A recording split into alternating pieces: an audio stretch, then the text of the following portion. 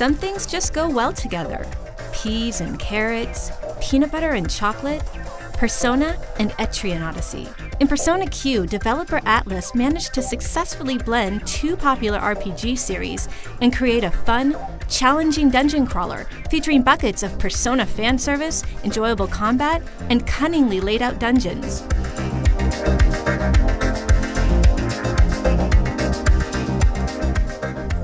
My favorite thing about Persona Q is the love it shows to longtime Persona fans like me. I loved watching the cast of Persona 3 and 4 fight alongside each other, trade quips, and share profound moments together. We are currently descending in an uncontrolled freefall. Whether it was Teddy making clumsy passes at the girls, Ta-da! Rise and Fuka bonding over their navigation skills, or escorting the Velvet Room sisters Elizabeth and Margaret around, there were lots of sweet, funny, and touching moments found throughout the 60+ hours I spent with them. As great as the character interactions were, I was a little disappointed that the main story puts the spotlight entirely on newcomers Rei and Zen. That's not to say the story was bad, or the new characters weren't interesting, but it took way too long to find out who Zen and Rei were, and why helping them would allow the Persona teams to escape their imprisonment at Yasogami High. Zen? 4. There are 4 labyrinths here.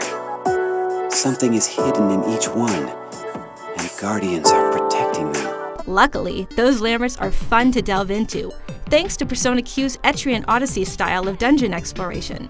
I felt like a true explorer as I navigated puzzle-filled floors, and I even busted out a pen and paper to jot down things like the location of hidden passages, treasure chests, or puzzle hints that would allow me to bypass Herculean enemies called FOEs. It felt good using my brain to progress. That said, I do admit there were times when my patience started to fray, since I sometimes spent hours backtracking through a floor just to overcome an obstacle. That in turn meant fighting enemies over and over again, which got to be pretty repetitive. On the other hand, I felt incredibly smart whenever I managed to finish one of Persona Q's immense labyrinths. Of course, having good travel music is essential, which Persona Q has in spades. It's a fantastic mix of familiar tunes like the Velvet Room theme from Persona 3 and 4, and rockin' new songs like Maze of Life and Light the Fire Up in the Night. There were actually times when I would stop exploring just to listen to my favorite tracks.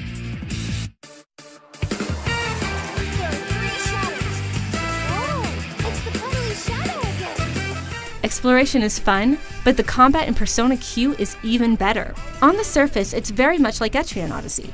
There are 5-member squads you can arrange in rows, lots of nice customization options, and a first-person perspective. But what's really great is how Persona's traditional combat system is cleverly woven into the turn-based action. Not only do characters use their normal personas to battle shadows, but they can equip one additional persona that will give them extra abilities and raises their health and skill points. Plus, by using the leader skill, I could have either Fuka or Rise use their special navigation skills to heal the party or speed up a character's turn. These new features gave me a wonderful array of ways to change up my battle tactics and exploit enemy weaknesses. It's a good thing too, since even basic enemies in Persona Q are tough customers. Shadow of the Labyrinth takes a page right from Etrian Odyssey's playbook by dealing out lots of knockdown, drag-out fights. I never found them cheap or completely unfair, but more than once I was wiped out by either a single FOE who caught me unaware, or a powerful group of enemies that could kill my entire party in just a few quick turns. It's definitely not impossible though. By having the right equipment and the right persona types, I was able to overcome everything from hard-hitting FOEs to super tough dungeon bosses.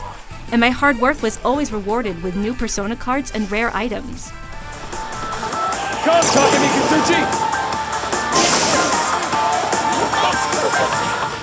Persona Q is a 60+ hour role-playing experience that both charms and entertains.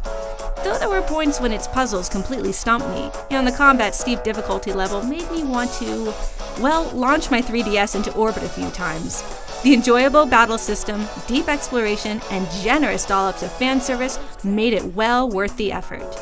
For more on Persona Q, stick with IGN. What'd you get? Strawberry, mint, chocolate, banana, potato, milk, melon, seaweed, red bean,